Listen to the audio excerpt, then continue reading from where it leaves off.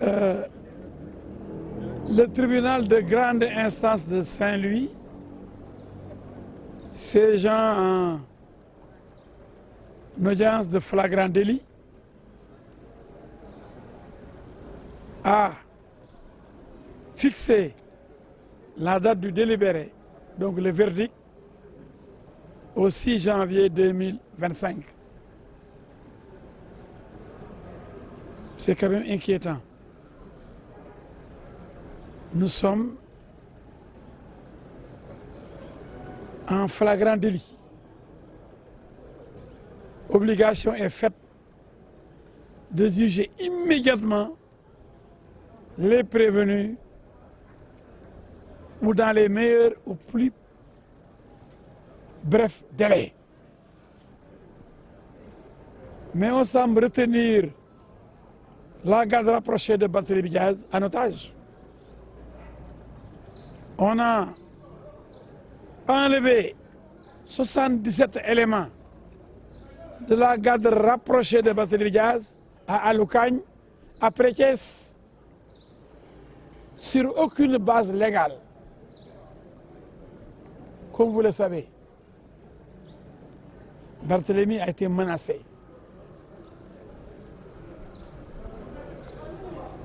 Par celui que vous connaissez très bien.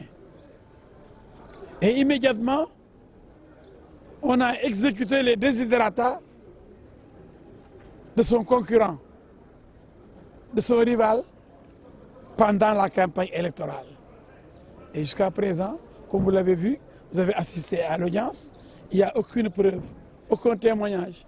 Donc il n'y a aucune possibilité de condamner un de mes clients. Parce que la loi est formelle. Pour condamner, il faut des preuves. Et il n'y a aucune preuve.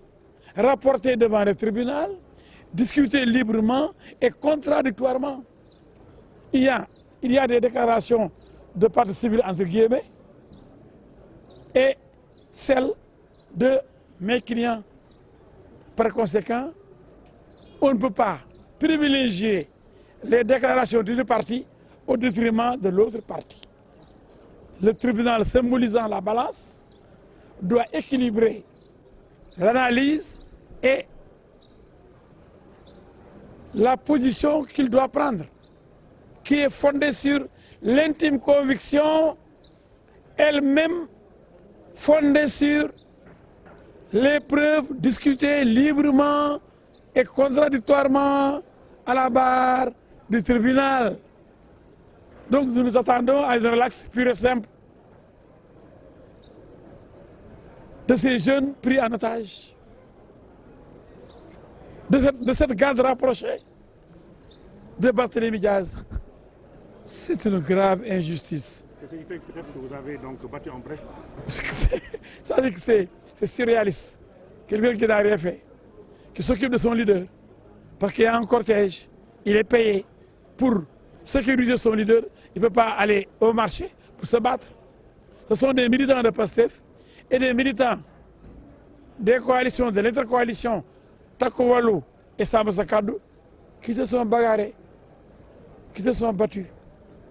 Mais la garde rapprochée, elle, ne s'occupant pas des détails et du marché, cette garde rapprochée s'occupe exclusivement des leaders. Les leaders qu'elle doit protéger, cette garde rapprochée. Elle ne peut pas entrer dans un marché pour voler, pour piller ou pour se battre. Il y a des gosses qui ont provoqué des militants qui ont accompagné la caravane. La caravane, ce ne sont pas seulement les leaders et la garde rapprochée. La caravane, c'est surtout les Saint-Louisiens qui adhèrent à la démarche, au programme de Takku Wallu et de Sàmm Sa Kàddu. Donc ces militants qui ont accompagné cette caravane, étant provoqués par des militants de PASTEF, ont riposté au niveau du marché. Ce sont des commerçants qui les ont attaqués, ils ont riposté. Ça n'a rien à voir avec la garde rapprochée et les leaders, qui eux ont continué leur chemin pour battre campagne et mener la caravane partout à Saint-Louis. Voilà ce qui s'est passé. Et subitement, vous le savez, on a demandé l'arrestation, on a menacé des ministres, et dans la nuit même, on a arrêté la caravane de Barth qui s'acheminait vers Dakar et qui avait quitté Saint-Louis. Immédiatement, tout le monde a été arrêté. Quelle grave injustice. Non, nous pensons que le tribunal va nous donner raison parce que le tribunal n'a eu aucune preuve devant lui. Vous étiez là, vous la presse. Aucun témoin n'a corroboré, confirmé, conforté ou réitéré des propos avancés par les partis civils qui l'ont montré sont de Pastef, sont de Sonko et qui veulent la mort des autres coalitions. C'est ça la vérité.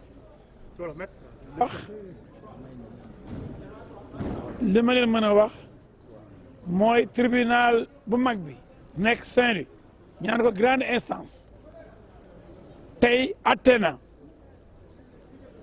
ñi nga xam ni dañ leen a tam dëbb nii dañoon jaay doole dañoo bëggoon taal dëkk bi dañoo yore ay ngànnaay dara amu ci kat ay nee na atte bi nag dogal bi juróom-benn fan ci weeru janvier muy 6 janvier at bii di ñëw 2025 donc déwén lay nekk xanaa li métti na de atte flagrant délit yoon ni flagrant délit boo ko déggee dañ ko doon atte ci bis boobu wala bis bi ci topp wala nu mu gën a gaawee atte bi da daanoogul dinañ déwén lay daanu ñu ne jaaxle nañ lool flagrant délit boobu ne déwén la ñuy xam verdict bi loolu lu bees la doy na waar lool na xale yi sonn nañ ci kaso bi bi ñu téye ba léegi yàgg na téye bi teguñu ko fenn ndax reyuñu dóoruñu taaluñu dañ leen a sosal sos bi nag ci lu nekk mooy dañoo provoqué caravane mooy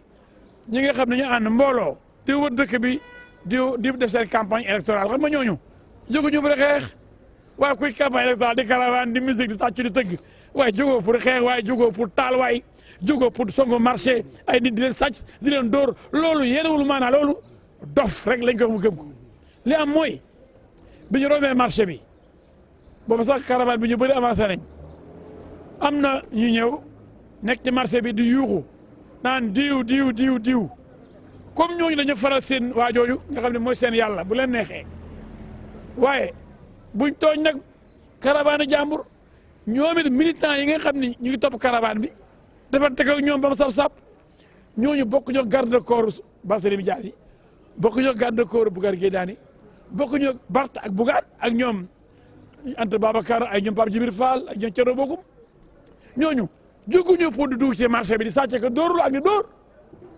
xam nga ni ñi naan way dañoo war a jàpp Barthélémy Dias benn mooy daf leen dóor daf leen sàcc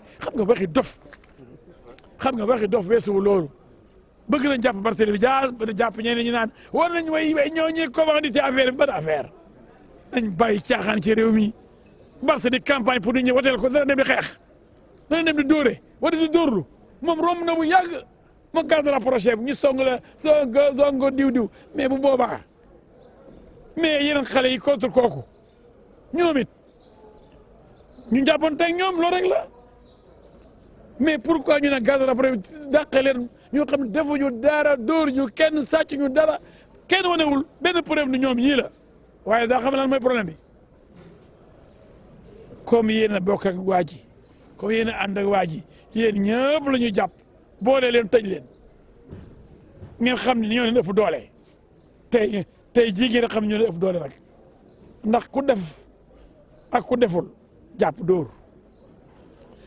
làq doom dóor doom gis nañ fi ñu song fi ay convoi yu dul jeex Koungheul ak yeneen sàcc seen i moto dóor waa kër Fanta Sall yi ay jigéen yi kese duma leen génne ay fetal ñëpp teg ci bët te ba léegi yoon deful dara gis nga benn arme bu génnee benn fetal benn jaasi benn paaka ci biir garde corps yi jëmale ko ci benn nit amul tribunal bi wanewuñ ko benn témoignage wanewu ko waaye léegi damay laajte ci luñ mën a sukkandiku pour tëj doomu jàmbur yi ne da ngeen a dajee yore ay gànnaay di def lu leen neex di jaabaa jonge dem ci marché bi rajaxe marché bi du ñii de kenn wanewul preuve boobu kon maa ngi nekk ñu bàyyi leen ñoom ñëpp bu leen bàyyiwul rek ñoo xam ne réew mi kon doy na waar dëgg-dëgg nag. Merci, merci.